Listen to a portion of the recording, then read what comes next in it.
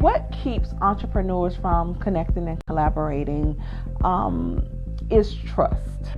If you've never collaborated and saw the benefits of collaboration, then you don't know that you need to. If there is individuals who have strengths that you don't have, and you complement each other, you have those thought partners, those accountability partners that you really can work with well together, the outcome is just amazing.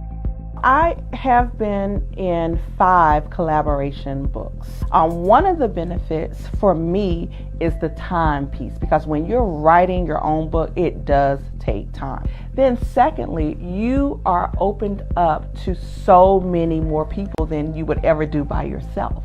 Just the benefit of expanding your reach and your circle is also a benefit in collaboration. I really feel that every entrepreneur needs a book because it helps validate what you're doing. You do the work. You are out there making money off of what you're doing.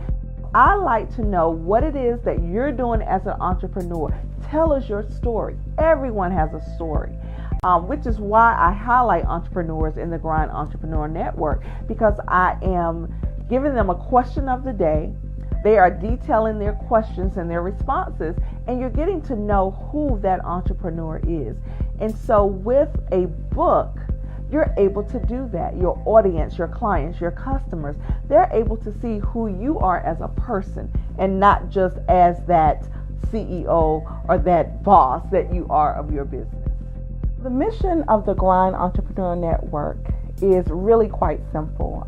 It is to support, connect, develop, and highlight entrepreneurs. The network is just amazing. And so I'm really so glad for that, because when I need services done, I go to my network to see who I can invest in. You know, I really want to do something to help support and highlight entrepreneurs who are on their grind. And that's really how the Grind Entrepreneur Network was born. So Perfect Time SHP, that is really a passion. That is a coaching and consulting firm, and I really just focus on leadership development. I look at those career professionals as well as entrepreneurs. If you are in need of a leadership development coach, if you just need some steps, some guidance, some how-tos on getting your entrepreneur journey started, if you want to up-level your career, certainly reach out to me. Also, if you're an entrepreneur and you want to connect with others that are all across the United States and beyond, and also be highlighted and featured in our Grind Entrepreneur Network Spotlight each month, definitely reach out to SharonHPorter.com, and I would love to connect and collaborate with you so that we can definitely support your efforts and make sure that you get the results that you want in your business. Happy Sunday, everyone. I am Dr. Sharon. This is the I Am Dr. Sharon show, featuring the Book Talk show. And I have my wonderful co-hosts, Eric and Becky. Hello. All right. Hello. Hello. Good morning, How's Dr. everyone? Sharon. Excellent. Oh, my goodness. You missing an hour yet? Yes. Yes? Already. Well, wonderful. So we're going to start out by introducing ourselves to the people. Eric, go ahead and let the people know who you are. So I'm Eric Twiggs. I'm your procrastination prevention partner. I'm the author of The Discipline of Now, and I'm the host of the 30-Minute Hour podcast. I help you to overcome procrastination so you can make more money, get more done, and become aligned with your divine purpose. I love it. I love it. And Miss Becky. Good morning. So I am Becky Baldwin, founder of Emerge, Inc. Emerge with Becky is an organization dedicated to lifestyle and betterment through wellness choices. And I help my clients and coach my clients to a healthier lifestyle through diet, all natural products, and just positive encouragement, letting them know that they hold the magic within to manifest their best, healthiest self. I love it. So, guys, we're going to dive in today because we have some amazing guests, two wonderful guests today. Our first guest is Desmond Williams. He is the real HU graduate. Yes. You know, that's a going joke with us here. Everybody look at me when you said that. A graduate of Howard University. He is an educator. He is the CEO of Nalika Solutions, and I am proud to say now author of The Burning House. Please welcome Desmond Williams. Good morning. All right. Desmond, Excellent. I'm so excited, and I forgot to ask. He's one of my co-hosts of Education First, and so we've been waiting for this publication, Desmond. Oh my goodness! So go ahead. Well, thank you for having me. It has been a long time coming, and I think while I know the journey, and we've had this conversation on and offline, that the journey is so important in kind of defining who we are, more so than the end result. And, you know, the writing of this book was the easy part. And dealing with my developmental editor, a sister by the name of Teresa Willis out of New York City, really helped me get control of my material, but finding the right beta readers, finding an editor to go through the comma splices and the commas and the issues with punctuation. And did you really mean to use the word had, and things like that was a labor of love. Mm-hmm. But I'm extremely proud of the project. My editor, the layout person, my graphic designer were all African Americans. And from that perspective, it's been a community based project. So I'm the person who wrote the book, but there are lots of voices that are involved in bringing this to fruition. So. Exactly. And so we're just so proud of the work. And so my, first thing is just looking at that title, because, we've had many conversations about The Burning House. Your work really speaks with African American students in our classrooms. Tell us about this title and the whole premise of the book. So the title is inspired by Martin Luther King, Dr. King's post-civil rights thinking. And he gave an interview to NBC News on May 8th of 1967. And he was lamenting about and reflecting on what had happened during the civil rights movement. And one of the things he said, he quoted James Baldwin, and he said, I fear we had integrated into a burning house, meaning we as African Americans received a lot of gains from the civil rights movement, but it didn't cost America anything. It didn't cost, lots of money to allow African Americans to vote, to lift the poll taxes, to integrate lunch counters and things like that. But the need for financial redistribution and the maldistribution of wealth was the next step in terms of determining civil rights for African Americans. Then Harry Belafonte in 2005 was part of a panel discussion for CNN, and he said his last conversation with Dr. King, Dr. King was just kind of in a somber state, and he said and repeated, we've integrated into a burning house. So the book that's the title of the book, but the notion of bargain gains, what do we think as African Americans around at this point? We've had an uptick of African Americans going to college. In 1996, about 13% of African Americans had a bachelor's degree, and now that's at approximately 20%. But literacy rates, the rates of black business, There are many other indicators that would suggest that we are not progressing the way we need to. And I talk a lot about creating a political agenda that's rooted in an educational agenda so we could have a stronger political agenda, if that makes sense. And it's through the lens of educating African American boys, but there are points in the text where it would just be irresponsible to not talk about how some of the things that occur in a burning house are affecting Black girls, and even at other times affecting the Latinx community. Awesome. Hey, Desmond. So you mentioned earlier you start talking about the journey. I'm just curious to know, like, what elements of your journey inspired you to write this book? Yeah, so not to give too much away, but I would say the first 20% of the book, I talk a lot about things that happened to me when I was in school. And I wasn't aware that I had been dealing with some traumatic situations. So I address that, but I also address a conversation that I had with my father when I was very young that at the time didn't make sense. But it started making sense when I was in my early 30s and I was working as an assistant principal. I said, oh, that's what that meant. And I think we live in a world, particularly with social media, we're just bombarded with information, and there's so many nuggets and there's so many resources that it's hard to take things in. And something that had happened to me like 25 years earlier just clicked. But part of my journey as a young man in schools is in the book. But I also talk a lot about what it meant to be a teacher and what it meant to be an administrator, an assistant principal, and a principal in this space, and to believe I was doing the right thing, but was really in the space of pushing Black boys and Black girls to some of those bargain gains, and not really focused on the bigger goal for us as a people. So Desmond, tell me, what ultimately do you want the reader to take away? What is it that you want the reader to walk away after reading The Burning House with?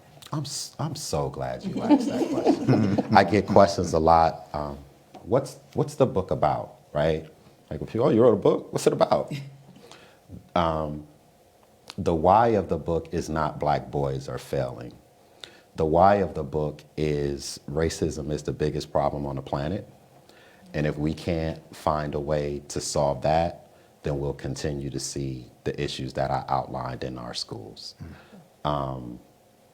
The how of solving racism is teachers and administrators and parents redefining some of the systems, all of the systems, and the machinations that happen in schools, but even in the policy discussions and the policy making that happens in schools. The redefining of that ultimately leads to a what, and that what is a world based on harmony and peace amongst all living people. So that is what I want people to take away from the book.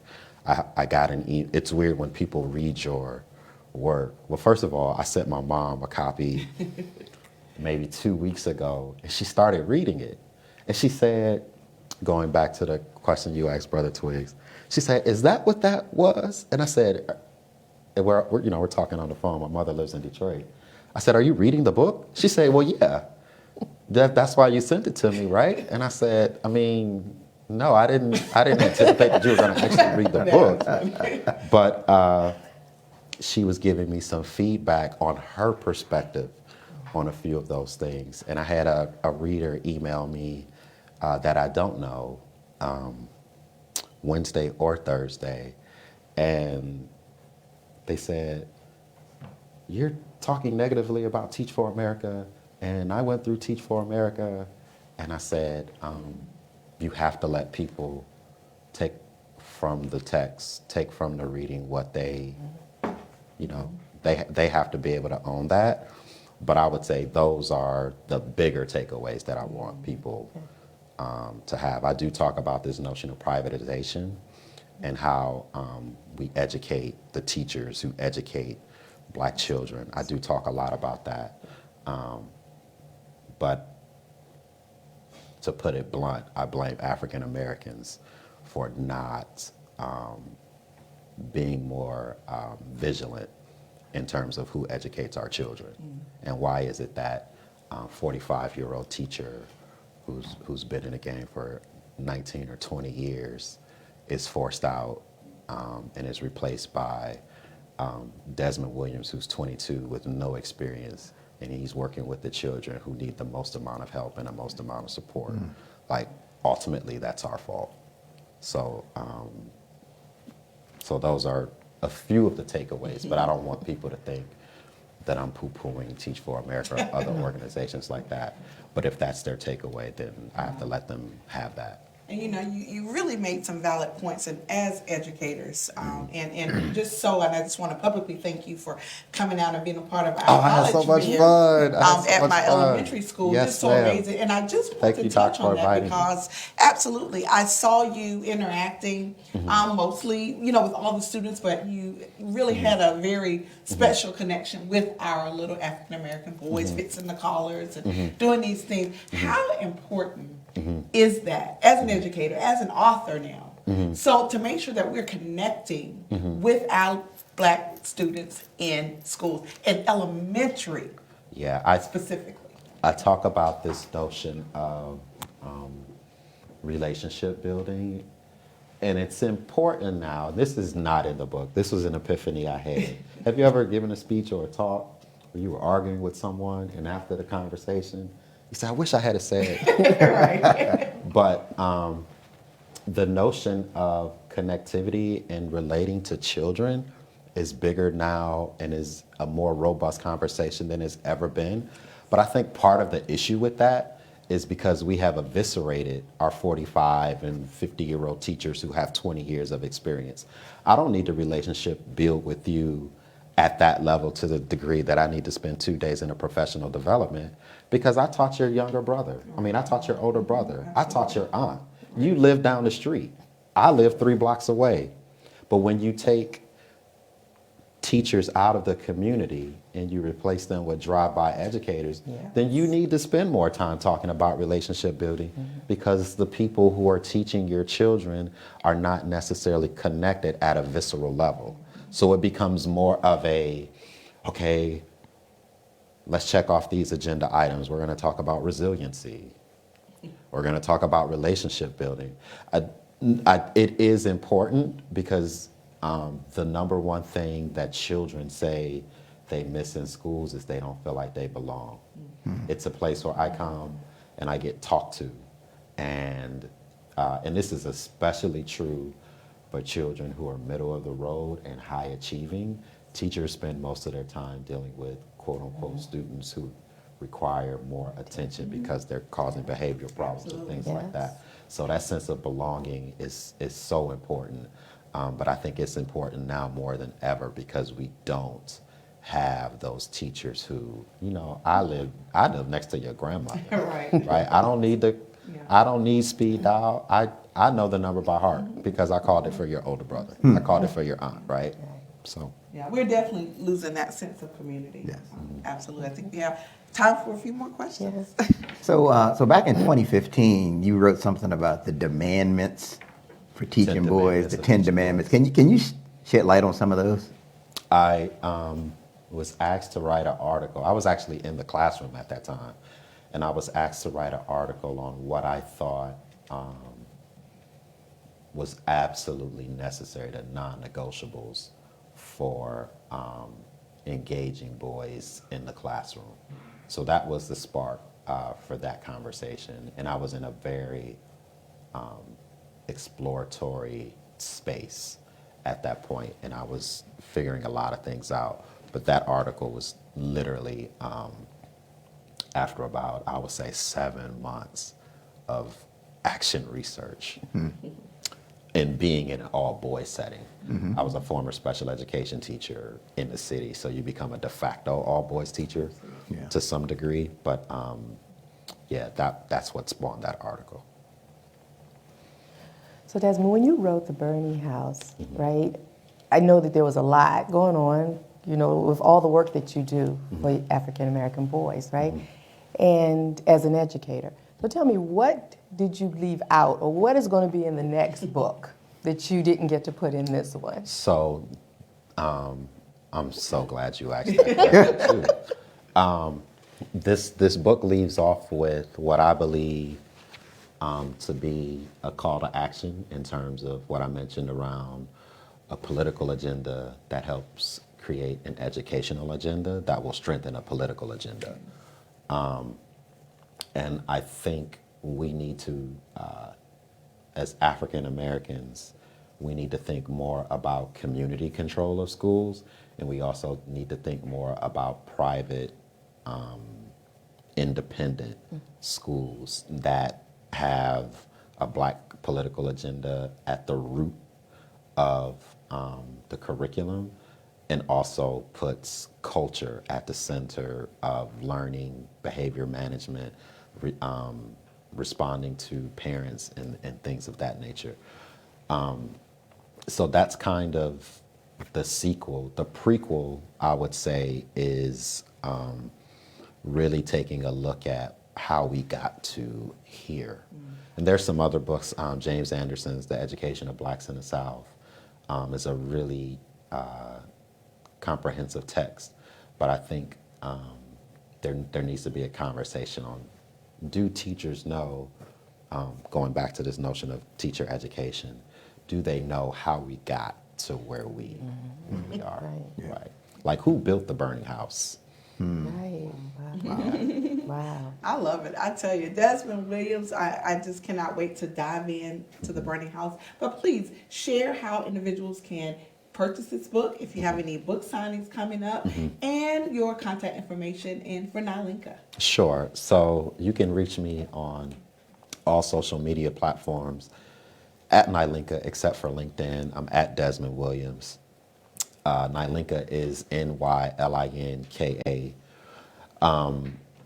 The first, what I would call soft launch, is scheduled for March 28th. It's going to be at Howard University Law School, of all places, at 4 p.m. But that information will be posted on my website probably within the next 24 hours. And I will work to get that on social media platforms. And I'm also working on a few other gigs between Howard University Bookstore and Politics and Prose and a few other places. But the first official soft launch is March 28th at 4 p.m. at Howard University Law School in Holy Cross Hall. So. I tell you, I love it. Desmond, I just want to say thank you. It's always a pleasure. Yes, you're ma'am. always Thank you there for the calls. I appreciate you and the work that you're doing for our children. And congratulations on the magazine. Thank I would be you. remiss if I didn't thank you for all of the hard work you do. And you look really right at home in school as a principal. So I'm super happy for you. Thank you. And I don't know, I think you have a twin. Oh my You have a God. twin named Sharonda, because you got a lot going on. A lot sister. going on, let me tell you. We appreciate you sharing, and Thank we love you. you. Thank you so And much. and keep inspiring us. Absolutely. Thank you. Absolutely. Thank you, guys. So we're going to take a quick break. Definitely make sure you connect with Desmond Williams, purchase his book, The Burning House, and stay tuned for his book signings. But we're going to take a quick break. We're going to come back with this dynamic young man, Mr. Jared Rice. Urban Style Media, we'll be right back. What keeps entrepreneurs from connecting and collaborating is trust. If you've never collaborated and saw the benefits of collaboration, then you don't know that you need to. If there is individuals who have strengths that you don't have, and you complement each other, you have those thought partners, those accountability partners that you really can work with well together, the outcome is just amazing. I have been in 5 collaboration books. One of the benefits for me is the time piece, because when you're writing your own book, it does take time. Then secondly, you are opened up to so many more people than you would ever do by yourself. Just the benefit of expanding your reach and your circle is also a benefit in collaboration. I really feel that every entrepreneur needs a book because it helps validate what you're doing. You do the work. You are out there making money off of what you're doing. I like to know what it is that you're doing as an entrepreneur. Tell us your story. Everyone has a story, which is why I highlight entrepreneurs in the Grind Entrepreneur Network, because I am giving them a question of the day. They are detailing their questions and their responses, and you're getting to know who that entrepreneur is. And so with a book, you're able to do that. Your audience, your clients, your customers, they're able to see who you are as a person and not just as that CEO or that boss that you are of your business. The mission of the Grind Entrepreneur Network is really quite simple. It is to support, connect, develop, and highlight entrepreneurs. The network is just amazing. And so I'm really so glad for that, because when I need services done, I go to my network to see who I can invest in. You know, I really want to do something to help support and highlight entrepreneurs who are on their grind. And that's really how the Grind Entrepreneur Network was born. So Perfect Time SHP, that is really a passion. That is a coaching and consulting firm, and I really just focus on leadership development. I look at those career professionals as well as entrepreneurs. If you are in need of a leadership development coach, if you just need some steps, some guidance, some how-tos on getting your entrepreneur journey started, if you want to up-level your career, certainly reach out to me. Also, if you're an entrepreneur and you want to connect with others that are all across the United States and beyond, and also be highlighted and featured in our Grind Entrepreneur Network Spotlight each month, definitely reach out to SharonHPorter.com, and I would love to connect and collaborate with you so that we can definitely support your efforts and make sure that you get the results that you want in your business.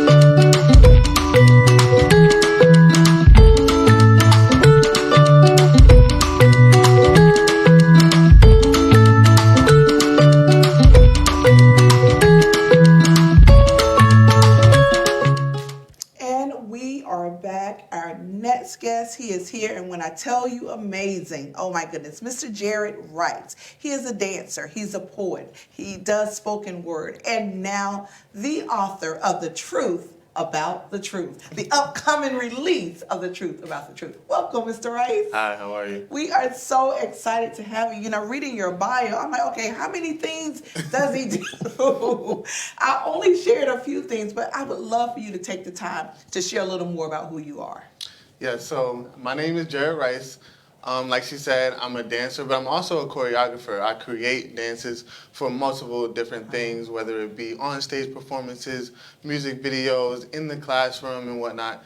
As she said, I'm also a poet, spoken word artist. I deal with a lot of different topics regarding masculinity, just the male standpoint in life in the African American community, about love, about a myriad of topics. And then I am also now officially an author. Yes. And I have my new book, The Truth About the Truth, which will be releasing March 25th. Awesome. Just amazing. And so, you know, when you hear that title, The Truth About the Truth, you go, So please share a little bit about what this book is about and why you authored it. Yeah. So the truth about the truth is exactly what it sounds like. It's about taking an in-depth look at the truth. And a lot of people are thinking about, well, what truth are you talking about? And that is the key behind the title, because everybody's truth is different. Wow. Every life that is lived has a different idea and perspective of what truth is. And so I want to encourage and challenge people to really take a look at their truth and understand that that is what's going to make them great. Wow. So the whole purpose of the book is taking your truth, the things that you've been through, your experiences, your trials, your tribulations, taking all of that and using it to propel you to be the best version of yourself. Wow. Amazing. So Jared, at what point in life did you know, hey, I've got a gift for the arts. I'm just good at this thing? I would say that it probably started around 8th grade. You know, in my middle school, they had a program where it was a part of the curriculum. You had to take some form of art. And so there were a couple different choices, dance class being one of them. And so I thought, why not? It'll be fun. But then once I got into the dance class, I started to feel something that I hadn't really felt before. Like it was like, this feels good. I'm having almost a little bit too much fun.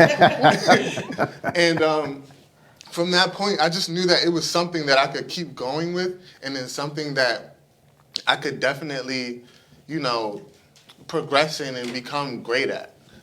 So Excellent. I would say about 8th grade. Okay.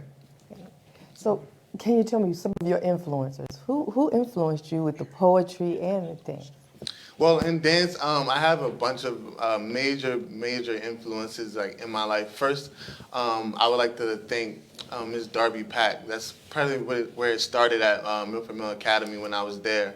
And then also, then Ms. Catherine Schiaffino, now Ms. Catherine Duncan.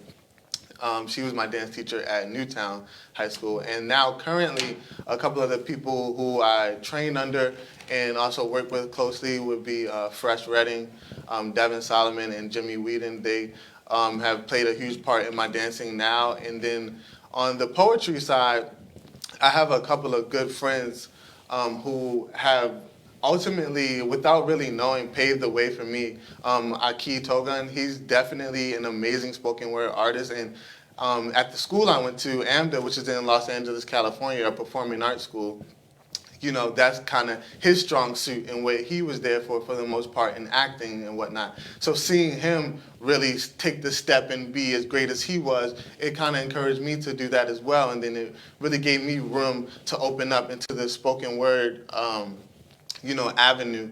I always knew that I was capable, but then I just had to get that extra push. And that's kind of what I'm hoping that this book will do for a lot of other people as well, is having those people who know they're capable of great things, having this extra motivation, this extra push to go and be great. Awesome. So we've got parents that are watching that have small children. Yes. They may notice that they have this inclination towards the arts. Mm-hmm. Based on your experience, what advice would you have? What steps should they take with their child to get them to develop? Well, I think the most important thing is just getting them in it. Don't be afraid because of, stereotypes or what, the society is saying about a thing. Like, if your kid has a genuine interest, let them explore it. Let them get into it and see if it's something that's really setting their heart on fire. And if it is, then you go 100% pedal to the metal and you just support them 100%. Like, don't be iffy about it. Don't be on the fence. You may not understand it, but their heart understands it. Right. And so you go with that. You let that flow. And then from there, you do as much as you can to keep them involved, to keep them in the latest programs, to keep them in, the best education in that field. And then just continue to support them, continue to back them and show them the love throughout it and let them know that they're capable. I love that. Awesome. And you speak of support, and I would totally be remiss if I did not say that I'm sure your support 100% comes from your amazing mom, Kimberly Yes, Little, absolutely. an amazing book publisher. Yes. And so how important is that family support? Because of course not everybody's parent, can, publish books or things like that, but the support comes in many different forms. Yes. So how important has that connection been? Because you guys have been in Hawaii, you've been in LA, just all over. And it seems as though she has allowed you to live your dream and 100% backed you. Yeah. So talk about that. Absolutely. Jared Rice would not be Jared Rice without my mother. She's one of those people that outside of just the mother-son, she just cares about people, and she wants people to be great at all times. It's almost like it's a standard. Like if you're around Kimberly, then you can't be subpar. You can't be average. And I've really taken that and put it into the innermost part of my being, and being able to know that I have somebody in my corner that is going to continue to push me, that is going to continue to support me, no matter the mistakes, no matter, the missteps, the back steps, no matter any of that. She is just an amazing woman, and I say that outside of being my mother. But as a mother, now that I'm talking about that, she's the most amazing mother that I have ever seen. And I've come across some great mothers, but no one compares to her. She's just an amazing support system, always making sure everything is in order, taken care of, in place. I never had to worry about anything because of her, and I love her for that. I love that. Awesome. That's awesome. You're a young brother that's on the move. I'm like truly inspired by you. Like, what's your ultimate vision? Where do you see this whole thing going for you? Well, the ultimate vision, especially with the book, is just to touch as many people as possible. Like I said before, it's about being great. I'm kind of obsessed with the notion of being great. It's like something I think about daily. Like I go to sleep thinking about it. Wow. Some days where I'm not as productive as other days, like it almost makes me itch. Like I'm like, come on, like there has to be something else that I can be doing. So basically, in the broad perspective of things, I just want everybody else to feel that passion. And I know that there is something great on the inside of each and every person here. So my job and my responsibility, is to do as much as I can to promote that. I feel like if I leave this earth and I don't do that, then I fail. And so that's my overall purpose in everything that I do, whether it be dancing, through spoken word, through being an author. All of those things are to propel people to be the greatest version of themselves. I love that. I really do. And so, I know that you have the release of your book coming up. Please share a little more about the launch and when and how people can find out about it. Yeah. Well, first, we opened up our pre-order campaign. That came out March 3rd. And so now it's available for pre-order at www.jaredrice.com. That's JAHRED rice.com. And we have an upcoming book launch, which will be April 4th. But the actual book itself will be available on Amazon on March 25th. Okay, awesome. Yes. That is awesome. I mean, it really is. And so what about your social media following? How can people connect with you? How can they follow you? And just keep up all things Jared. Right.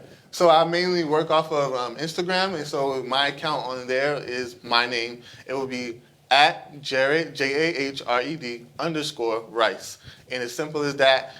You can't miss it. As soon as you type in JAH, my face will pop up right there. You just click on that, and you're connected with me. I post on my Instagram frequently. You'll see a lot of posts about the book. You'll see a lot about my art. That's what I use my account for, so you'll definitely get a clear picture of who Jared Rice is. So did I miss that? So you're an artist as well? Did I miss that when you said you're just me? Art. Oh, Yeah, just your talent. Yeah, just my what you talent, do. my dancing. Did I miss that? That is, it's truly amazing. And I think we have the cover art, the book cover art.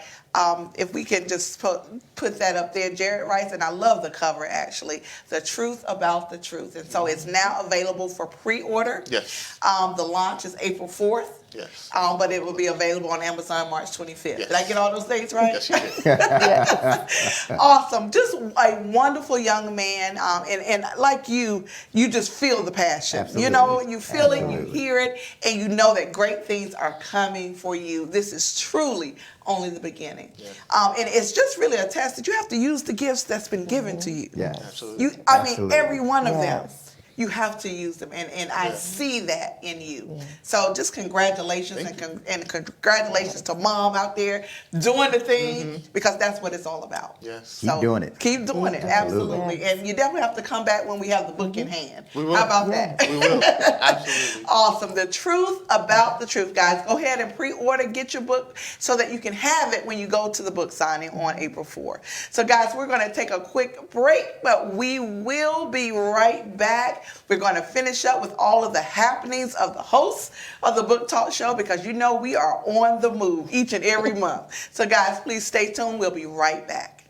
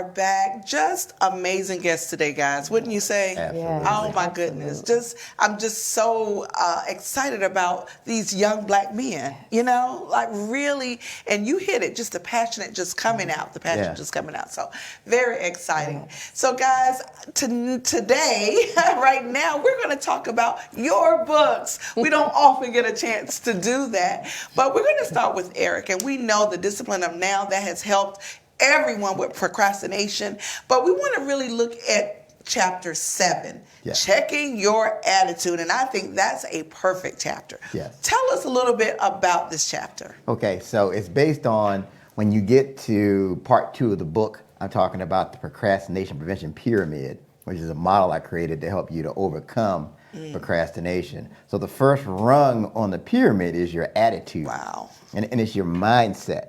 And there's a book, it's called What You Say When You Talk to Yourself. And Dr. Shad Hemstetter, he's concluded that a person's self-talk is 70% negative. 7 out of every 10 thoughts you have are negative. Wow. So you really have to check that. And that can, if it's unchecked, it'll cause you to procrastinate. So you have to change this negative thinking habit The best way to change a bad habit is to replace it with a good habit. I love So the that. good habit is gratitude. Thinking about the things that you're grateful That's for. good. Thinking about the wins. For example, if I said, hey, tell me everything that's going wrong, it'd be a long conversation. But for a lot of people, if I say, hey, tell me about your wins, because you're not used to thinking about the positive. And here's a quick thing to consider. Try this experiment. It is physically impossible to say something positive and think something negative at the exact same time. Wow. It's impossible. Wow. So if you're consistently speaking about the things you're grateful for, it's going to shift your mindset. Wow, And that's you'll be less powerful. likely to procrastinate. That is powerful. In your attitude, we always hear attitude determines your altitude. And that is just so true. Yes. And when you're around negativity, how that drains you. Oh, goodness. Yes. So that's really powerful, to think for yourself, but you also have to be very conscious about the negativity outside. Right. So that you're not pulled into it. Right. Right. I love that. Chapter 7. Go ahead, Eric. I love it. I tell you. And Becky, oh my goodness, when the bottom falls out, and we know that it will. It often does. So tell us about that. Well, that's my chapter in my book, Possibilities Realized. And I talked about when the bottom falls out, that there is hope, but it doesn't seem like it when you're going through it. And I became a single mom, and I was constantly moving throughout the city for opportunities for my daughter. Opportunities for her as a competitive gymnast, opportunities for her educational background, so it would be better. Each time I moved, it was something that I felt was a better opportunity for her to get her in the community so that she could have the best things that I could give to her, for her. And when she was, I guess, a senior in high school, she had friends over because she was a competitive gymnast. So she was always at practice or school. So now she had finished this and she was graduating from high school, and I heard her talking to some friends, and I heard her say, I've lived in every county in Maryland, in Prince George's County. And I was like, this just broke my heart because I felt like, did I not give her stability? Was what I thought I was doing had such a negative impact? Because like you said, thinking the negative thought, I thought that statement was a negative thought towards me, towards my parenting skills, when I thought I was doing something good, that I was hurting her. And so when her friends left and I got myself together, when I picked myself up off the bathroom floor, I asked her at dinner, I said, look, I'm not angry, but I just want to know, why would you say that? I said, I thought I was doing things that were best for you, and I didn't realize that I had not provided you with the stability you needed. And she just started laughing at me. And she said, Mom, what in the world are you talking about? I said, well, when you said that, I mean, we've moved a lot. It made me sit and think, golly, we have moved a lot, right? And she said, Mom, that's not what I meant. She said, what I meant is that, she said, every time we moved, it was for me. Wow. She said, it was never, she said, every time we moved, she said, where we're living now, every time we've moved further away from your comfort, meaning from your commute to your job. Wow. She said, but you never complained. She said, you moved from having a 30-minute commute when I was 6 to a 2.5-hour commute almost in rush hour.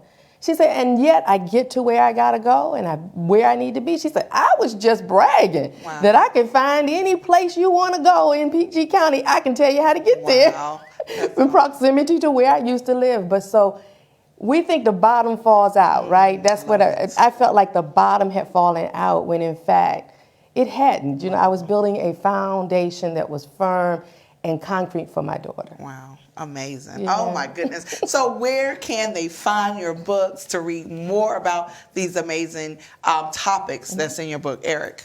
So my book can be found, go to thedisciplineofnow.com. You can get it in paperback, on ebook, and in audio format. Okay. You can find mine on Amazon.com and just Possibilities Realized, Becky Baldwin. I love it. And so, guys, what's upcoming? What have you just came off of? Because as I mentioned, our schedules they stay busy, but that's a good thing. We're not complaining about that.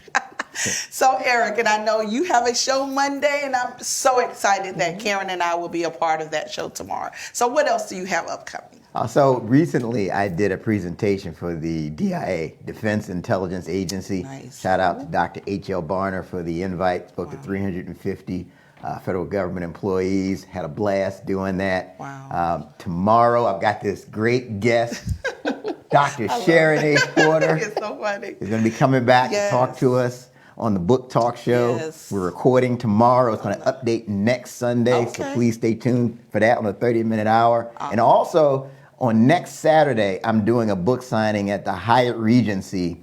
It's now the school that's hosting this. It's been said that this school is the real HU. Oh my gosh. It's been said. I'm not saying who said it.